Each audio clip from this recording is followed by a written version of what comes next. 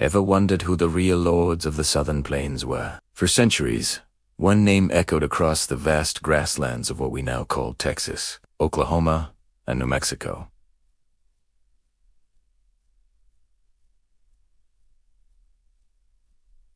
The Comanche. Their story isn't just a chapter in history. It's an epic of survival, mastery, and a way of life perfectly in tune with the wild heart of America. So, how did they become so dominant? The secret weapon was the horse. Before the arrival of horses, life on the plains was tough. But the Comanche didn't just learn to ride. It became one with their mounts. Imagine thundering across the plains, the wind in your hair, moving faster than anyone had ever moved before. They were arguably the finest horsemen the world has ever seen. This incredible skill turned them from skilled foot hunters into a mobile, powerful force. With the horse, hunting buffalo became a breathtaking display of precision and courage. The buffalo was everything: food, shelter, clothing, tools. A successful hunt meant life and prosperity for the entire community. The Comanche developed sophisticated strategies, using the landscape and their horsemanship to hunt these massive herds. It was a dangerous dance, but one they had perfected. Their society was built on a foundation of strength and family. Courage was the highest virtue. Loyalty to your kin and your band was absolute. Every member had a role, from the wisest elders who held the tribe's history and knowledge to the brave warriors who protected them, and the women who were the heart of the home, managing resources and raising the next generation.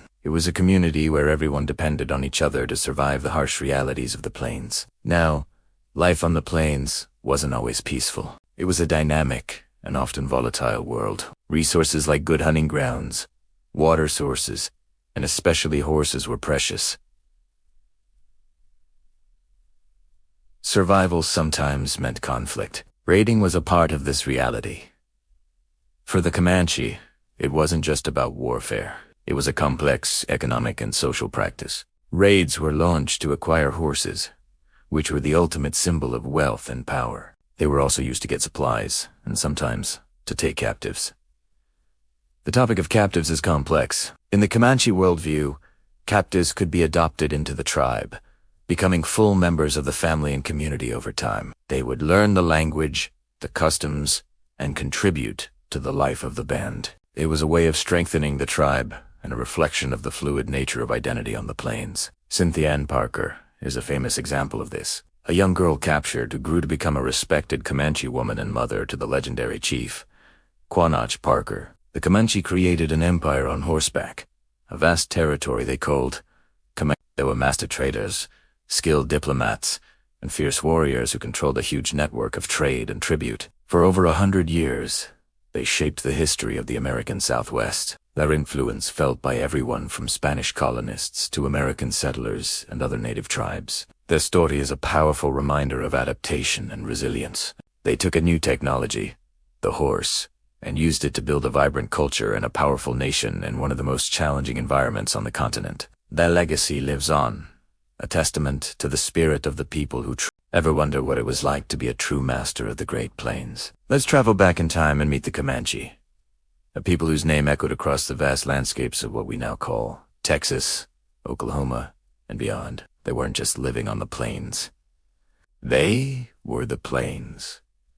Their story is one of incredible skill, deep-rooted culture, and the raw reality of survival in a beautiful but unforgiving land. The Comanche and the horse were a single entity, a whirlwind of motion and power. Imagine seeing them for the first time, riders who seemed born in the saddle, moving with a grace and speed that was simply breathtaking. This mastery wasn't just for show. It was the key to their entire way of life. On horseback, they became the most formidable hunters on the plains, their skill in tracking and taking down the mighty bison legendary. The bison was everything: food, clothing, shelter, tools. Every part of the animal was used, a testament to their deep respect for the natural world and their ingenuity. Life on the plains demanded more than just hunting prowess. It required a society built on unshakable values. For the Comanche, courage was the highest virtue. It was tested daily, not just in conflict, but in the face of nature's challenges, sudden blizzards, scorching droughts, and the constant search for resources. Loyalty was the glue that held their communities together, in a world where your neighbor was your family. Trusting and depending on one another was not a choice. It was the only way to endure. Survival was the ultimate goal, a thread woven through every aspect of their culture, from their spiritual beliefs to their social structures. The Great Plains were a world of constant motion. The seasons dictated a nomadic lifestyle, following the bison herds and seeking out fresh pastures and water sources. This movement wasn't random. It was a carefully choreographed dance with nature. But survival also meant interacting with other tribes. Trade was common, a vibrant exchange of goods, ideas, and stories that connected different peoples across the plains. They traded hides, beadwork, and other goods, creating a complex network of alliances and rivalries. However, the plains could be a harsh and competitive environment. Resources were often scarce, and this scarcity sometimes led to conflict. Raids were a stark reality of this world. They were not just random acts of aggression, but calculated efforts to acquire what was needed to thrive. Horses were the ultimate prize. A tribe's wealth and power were measured by the size of its horse herds. Raids were a way to increase that wealth, to gain an edge over rivals, and to secure the tools of survival. It's also important to understand the role of captives in this complex social landscape. In a world with high mortality rates, raids sometimes resulted in captives being taken. Their fate varied greatly. Some were traded, but many others were adopted into the tribe. They would be given new families, learn the language and customs, and over time could become fully integrated members of the Comanche community. This practice, while difficult for us to comprehend today, was a way for the tribe to replenish its numbers and strengthen its social fabric. The story of the Comanche is a powerful reminder of the resilience and adaptability of the human spirit. They built a sophisticated and dynamic culture in one of North America's most challenging environments. They were masters of their domain, a people of courage, loyalty, and an unbreakable will to survive. Their legacy is etched into the history of the American West, a story that deserves to be remembered and understood. Imagine you're miles from the nearest town, the silence of the vast wilderness pressing in on all sides. This was the reality for countless families on the American frontier. Their homes weren't cozy cottages in a quiet suburb. They were isolated outposts, small islands in a sea of untamed land, with no police to call and the nearest doctor a day's ride away. Self-reliance wasn't a choice.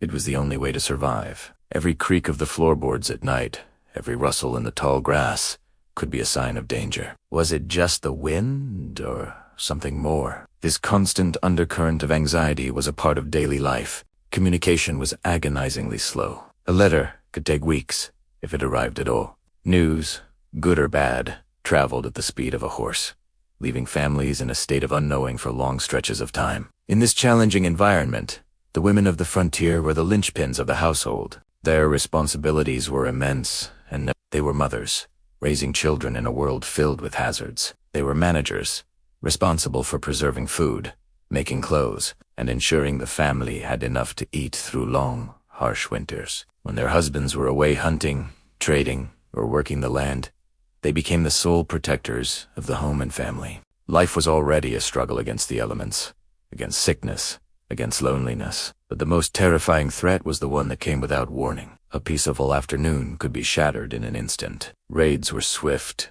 brutal, and chaotic. The sudden explosion of noise, the confusion, the sheer panic, it's almost impossible for us to comprehend. In those terrifying moments, the world turned upside down. Families who had shared a meal just moments before could be torn apart, their lives forever changed in the blink of an eye. These women weren't just survivors. They were warriors in their own right. They faced unimaginable hardships with a strength that we can only admire today. Their stories are a powerful testament to the resilience of the human spirit in the face of overwhelming odds. They had to find a courage they didn't know they possessed, just to see the next sunrise. We often think of the frontier in terms of cowboys and adventurers, but the true story is also one of families, of mothers and children, holding on against the vast, unpredictable wilderness. It's a story of incredible fortitude, of quiet heroism that took place in isolated log cabins scattered across a continent. The legacy of these frontier families, and especially the women who held them together, is woven into the very fabric of American history. Have you ever wondered what made the Comanche so dominant on the southern plains for over a century? It wasn't just about their legendary horsemanship. It was about strategy, speed, and a level of organization that was truly ahead of its time. Today, we're diving deep into the tactics that made Comanche warriors the undisputed lords of the plains. The key to Comanche military success can be summed up in one word: speed. But this wasn't just about riding fast. It was about leveraging the horse to create a form of lightning warfare that their opponents, whether rival tribes or European settlers, simply couldn't counter. Imagine this: a vast, open prairie, seemingly peaceful. Suddenly, on the horizon, a dust cloud appears. Before anyone can even process what's happening, a wave of warriors is upon them. This was the classic Comanche approach. They could cover immense distances, sometimes hundreds of miles, moving faster than any foot-bound army or messenger could hope to travel. This incredible mobility meant they could choose the time and place of every engagement. They would appear as if from nowhere, strike a settlement or a wagon train with overwhelming force, and then vanish back into the plains before a proper defense could be mounted or reinforcements could arrive. There was no front line, no predictable pattern. The entire frontier was their battlefield, and they held all the cards. Their organization during a raid was a spectacle of controlled chaos. Each warrior knew their role. Some would focus on creating confusion, riding in circles, and firing arrows to keep defenders pinned down. Others would be tasked with specific objectives, like capturing horses, which were the ultimate prize and symbol of wealth and power on the plains. A single successful raid could net them hundreds of new mounts, crippling their enemies while strengthening their own mobile forces. This wasn't just random violence. It was a calculated military and economic operation. What happened to the people caught in these raids varied. The sheer speed and surprise caused panic. In the confusion, many would flee into the surrounding landscape. Others might find hiding places, hoping the storm would pass over them. And yes, captives were taken. This is a complex and often misunderstood aspect of Comanche warfare. While it was a traumatic experience for those involved, the purpose wasn't always what you might think. Captives could be adopted into the tribe to replace lost family members. They could also be used as leverage in negotiations or traded for valuable resources like guns, ammunition, and other goods. It was a harsh reality of life on the frontier, where power dynamics were constantly shifting. It's crucial to understand that the goal of a raid was not always outright destruction. More often than not, it was about acquiring resources. The Comanche were masters of adapting. When the bison herds, their traditional source of life, began to decline due to overhunting by outsiders, raiding became a necessary means of survival. They targeted what they needed most: horses for mobility and trade, and goods that could sustain their people. They were essentially redirecting the flow of resources across the plains, using their military prowess to support their economy. Their internal communication was another secret to their success, using a sophisticated system of hand signals, smoke signals, and even reflected light from mirrors. Commanders could direct their warriors across a chaotic battlefield in real time. They could signal to advance, retreat, flank, or change targets, all without uttering a word. This gave them a massive tactical advantage, allowing them to adapt their plans on the fly with a level of coordination that rivaled trained European cavalry. The legacy of the Comanche warrior is not just one of conflict, but of incredible adaptation, strategic brilliance, and a deep understanding of their environment. They transformed the horse from a simple mode of transport into an instrument of power, creating an empire on the plains that lasted for generations. Their story is a vital chapter in the history of North America, a testament to their resilience and ingenuity in the face. The first days were the hardest. Fear was a constant companion, a shadow that never left their side. Many of the women carried the heavy weight of worry for their families, for their future, for the lives they had been ripped away from. Imagine being in a place where you can't understand the language, where every custom is alien and every gesture a potential threat. It's a profound sense of isolation. Some of them braced for the worst, their minds filled with frightening stories they had heard back home. They expected cruelty, but what they often found was something more confusing, a strange mix of uncertainty and indifference. In this new, disorienting reality, survival became the singular focus. It was a rapid, brutal education. They learned the silent language of survival, mastering the art of observation. They learned when it was safest to stay silent, when to simply watch and absorb everything around them, and how to follow instructions without question. It was a constant, draining exercise and self-preservation, a tightrope walk where any misstep could have serious consequences. Every day was a test of their will to live, a battle fought not with weapons, but with quiet resilience and a desperate hope for tomorrow. Yet, even in the darkest of times, small glimmers of light would occasionally break through, unexpectedly. A small act of kindness might appear a shared piece of bread, a moment of protection from a harsher guard, a brief, unspoken look of understanding. These moments were rare and fleeting, but they were lifelines. They were tiny reminders that even in the midst of conflict and captivity, the spark of humanity still exists. It might be buried deep, but it's there. These small gestures became anchors, proof that not everyone had lost their compassion, and it gave them the strength to endure another day. This experience taught them a powerful lesson about human nature. It's not a simple story of good versus evil. It's far more complex. They saw that people are capable of both immense cruelty and surprising kindness, sometimes within the same day. This complexity is a difficult truth to accept, but it's a real one.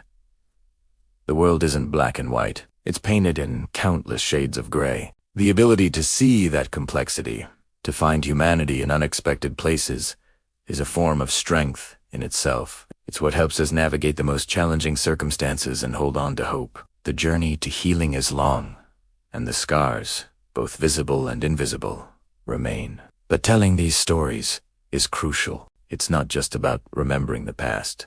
It's about honoring the resilience of the human spirit. It's about understanding the deep impact of conflict on a personal level. By sharing these experiences, we shine a light on the strength it takes to survive and the importance of compassion in a world that often feels divided. We learn that even after the most harrowing ordeals, the will to live, to rebuild, and to find meaning can triumph. If you or someone you know is struggling with trauma or mental health challenges, please remember you are not alone. Help is available. You can reach out to the National Suicide and Crisis Lifeline by dialing 988 or contact the Crisis Text Line by texting HOME to 741,741. There are people who want to support you. Thank you for listening. Your attention helps keep these important stories alive. Please consider subscribing for more content that explores the depths of human experience.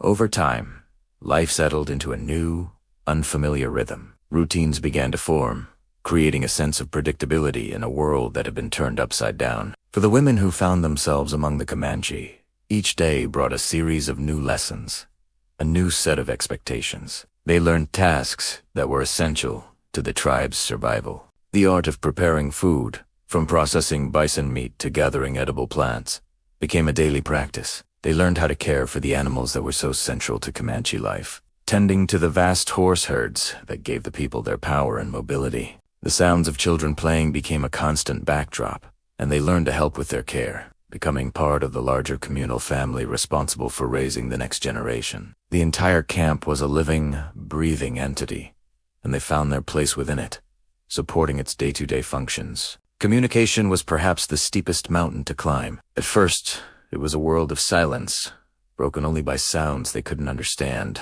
But slowly, painstakingly, language started to become familiar. It began with gestures of pointed finger, a nod of the head, a shrug of the shoulders. Then came the expressions, learning to read the subtle cues in a person's face, to understand approval, disappointment, or curiosity without a single word being spoken. Eventually, simple words began to stick. Nouns for everyday objects, verbs for common actions. These small breakthroughs were monumental, building a fragile bridge between two vastly different worlds. Communication, once a barrier, started to grow, fostering a tentative sense of connection. Community life was the bedrock of Comanche society. Everything was shared. The work was divided, with everyone contributing to the collective well-being. The triumphs of a successful hunt were celebrated by all, and the hardships of a difficult winter were endured together. In the evenings, families would gather around the warmth of the fire, sharing stories that had been passed down through generations. These tales weren't just entertainment. They were history lessons, moral guides, and a way of reinforcing their identity as a people. Responsibility was also a shared concept. The well-being of the group was paramount, and everyone had a role to play in maintaining that balance. This powerful sense of belonging was a stark contrast to the individualistic societies many of the women had come from. Within this new structure, something unexpected began to happen. Amidst the constant longing for their old lives, for the families and homes they had lost, moments of safety started to emerge. It might be a quiet moment watching the sunset paint the plains, a shared laugh with another woman while working, or the comforting warmth of the fire on a cold night. These flickers of peace didn't erase the pain or the memory of what was lost, but they offered a brief respite, a small island of security in a sea of uncertainty. The deep ache of homesickness was a constant companion, a ghost that walked beside them every day. Yet, they were surviving. This process is a profound testament to the human spirit's capacity for adaptation. When survival is on the line, when every other option has been stripped away, we find a way to bend without breaking. We learn new skills, new languages, new ways of being. The mind and body adjust to new realities, forging a path forward even when the way back is gone forever. It's a powerful, and at times painful, reminder that human beings are incredibly resilient. We adapt not because we want to, but because we must. This ability to find a foothold in the most difficult of circumstances is one of the most fundamental aspects of our existence. Thank you for what? Have you ever felt like you're living a double life? Not in a spy movie kind of way, but like a part of you belongs somewhere else, to a different time, a different place. This feeling, this deep internal split, is a silent battle many women throughout history have fought, and it's a story that's rarely told. Imagine leaving everything you know behind, your family, your friends, your language, the very scent of the air. You arrive in a new world, a new culture, maybe even a new family that isn't your own. To survive, to fit in, you have to adapt. You learn new customs, new ways of speaking, new ways of being. You build a new life, piece by piece. On the surface, you might seem successful, fully integrated. But what happens inside? This is where the struggle begins. Many women in these situations found themselves growing deeply attached to the new people in their lives. If they were caregivers, they might have loved the children they looked after as if they were their own. They formed real, meaningful bonds with the families they lived with, sharing in their joys and their sorrows. This new world becomes a part of them, a genuine home in its own right. They belong, but the heart has a long memory. At night, in the quiet moments, memories of their first home would come flooding back. The taste of their mother's cooking, the sound of laughter with their siblings, the familiar embrace of a loved one. These memories aren't just ghosts. They're a living, breathing part of their identity. That world is also where they belong. So, the question echoes in their minds. Who am I now? Am I the person I was, or the person I've become? Can I truly be both? This conflict isn't just a simple case of homesickness. It's a profound identity crisis. It's the pain of being torn between two loves, two homes, two versions of yourself. It's feeling like a fraud in both worlds, never fully present, never completely whole. You might be physically in one place, but your heart is constantly crossing an ocean to be in another. This emotional tug-of-war can create a deep, quiet ache that no one else can see. Survival often meant making a choice, or at least appearing to. Some women chose to fully embrace their new identity, pushing down the memories of their past life as a coping mechanism. It was too painful to keep both worlds alive, so they assimilated, changed their names, and tried to forget. But can you ever truly erase who you once were? Others held on fiercely to their past. They would secretly preserve their traditions, speak their native language in whispers, and live for the letters and news from home. Their new life felt temporary, a role they were playing until they could return. But what if they could never go back? History books are filled with grand tales of wars, politics, and discoveries, but they rarely make room for these silent, internal battles. The emotional landscape of these women's lives remains largely uncharted territory. Their stories of resilience, their struggles with a divided heart, and their quiet pain are just as important as any historical event. They remind us that identity is complex, that belonging is not always straightforward, and that the human heart has an incredible capacity to love and to grieve, often at the same time. By remembering these forgotten emotional journeys, we honor the strength of these women. We also see a reflection of our own modern struggles with identity in an increasingly globalized world. Many of us navigate different cultures, communities, and social roles every day. We all ask ourselves, where do I belong? And who am I really? Their story is, in many ways, our story. Thank you so much for watching. If this story resonated with you, please leave a... Imagine being torn from your world, living for years in a completely different culture, and then, one day, being returned. The moment of reunion, the one you've dreamed of, is finally here.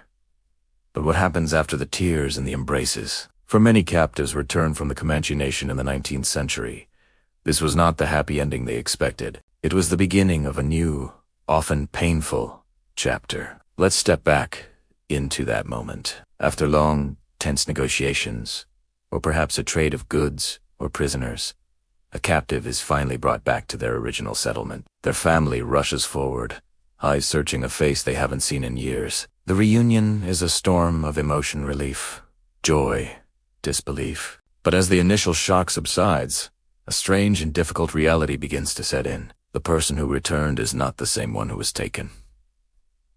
Years had passed. A child taken at 8 might return as a young adult of 18. They had survived by adapting. They learned a new language, new customs, a new way of seeing the world. The Comanche language, with its distinct sounds and rhythms, had replaced the English or Spanish of their childhood. Now, back in their family's home, simple conversations became a struggle. Words felt foreign, and expressing complex feelings was nearly impossible. It was like being a stranger in your own home, surrounded by people who looked familiar, but with whom you couldn't truly connect. The changes went far beyond language. Daily life was a minefield of cultural differences. A captive who had grown used to the freedom of the plains, riding horses, and living a nomadic lifestyle now found themselves confined by 4 walls and the strict social rules of settler society. The food was different. The clothes felt restrictive and strange. Simple table manners, once second nature,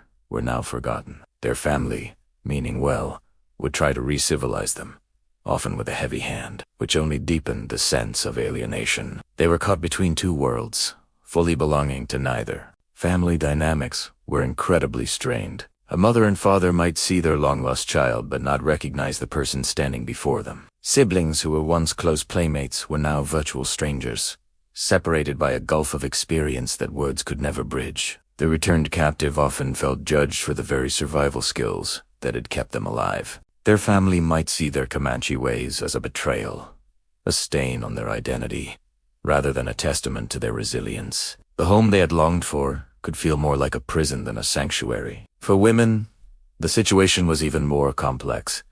Many had been married to Comanche men and had children. They had formed new families, new bonds of love and affection. Returning meant leaving those children and that life behind, a heart-wrenching choice forced upon them. Some women, when given the option, made a stunning decision.